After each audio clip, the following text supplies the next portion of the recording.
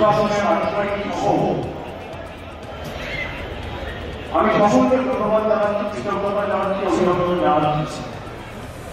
আপনার সকলে উপস্থিত হয়েছে আমাদের নেত্রী মমতা বন্দ্যোপাধ্যায়ের বক্তব্য শুনে।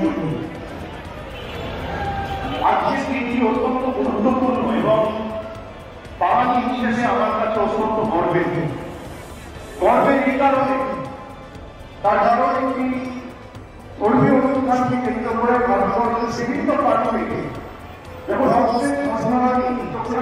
চলছে আমার শহর আমার রাজ্যে ধর্ম ধর্ম নির্বিশেষে লক্ষাধিক মানুষ পায়ে হাত দিয়ে বাংলার সাংস্কৃতিক সংস্কৃতি রক্ষা করে দিয়েছে। এই কারণে ভারতীয় ধর্মমন্ত্রী বক্তব্য বললেন বাংলার কৃষ্টি সংস্কৃতি বাংলার ঐতিহ্য বারে বারে আমাদের এটাই পিছিয়ে দিয়েছে, যেটা আমাদের মুখ্যমন্ত্রী বলেছেন যে ধর্ম